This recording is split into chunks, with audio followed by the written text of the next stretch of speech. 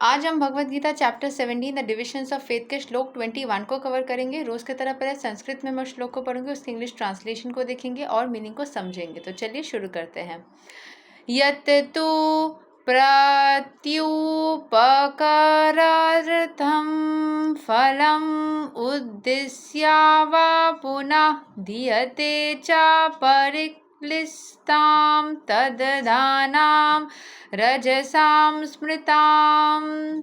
But charity performed with the expectation of some return or with a desire for fruitive results or in a grudging mood is said to be charity in the mode of passion. अगर आप दान कर रहे हो या कोई भी काम कर रहे हो पुण्य कमाने के लिए या कुछ पाने के लिए, तो वो पैशन में होता है। मतलब आप दान कर दो लोगों के मदद के लिए, उसमें स्पिरिचुअल ग्रोथ, भगवान के समीप जाने के लिए। ऐसा नहीं कि मतलब जो हम ज़्यादातर लोग करते आते हैं या करते हैं कि मैं किसी को दान कर रहा हूँ, ये शनिदेव का ये कट जाए, इस ग्रह का ये दूर हो जाए, वो हो जाए, तो इसलिए कोई ना कोई फ़ायदा के लिए करते, तो इससे in the mode of passion माना जाता है।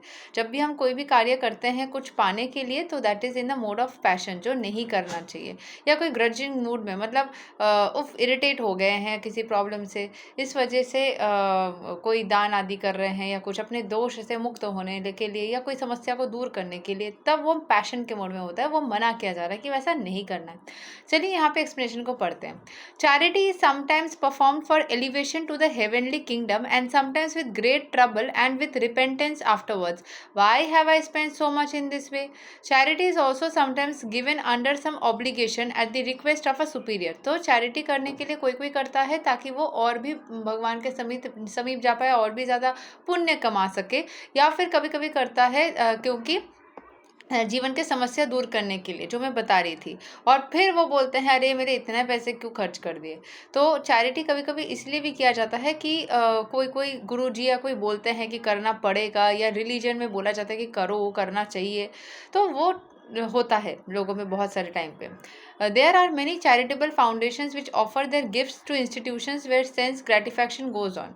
सच charities are not recommended in Vedic scripture. मतलब किसी को आप चैरिटी कर रहे हो अपने फ़ायदे के लिए, या चैरिटी कर रहे हो दिखावे के लिए, या फिर कुछ ना कुछ अपने स्वार्थ के लिए, तो वो चैरिटी नहीं मानी जाती।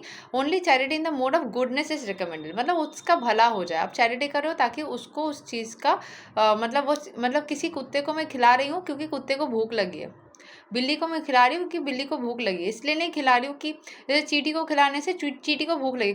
कितने लोग सोचते होंगे चींटी को भूख लगने के बारे में? हाँ, चींटी को खिलाने से धन गाम होगा, चींटी को खिलाने से शनिदेव संतुष्ट होंगे, तब करेंगे भाई अपने शनि के दोष को हटाने के लिए। वो तो आपके फ़ायदेमंद हो गया ना, तो वो नहीं चलेगा। ठीक है, हम रेमेडीज देते हैं लोगों को फ़ायदा सिखा करके, एटलीस्ट अच्छा काम करने के लिए।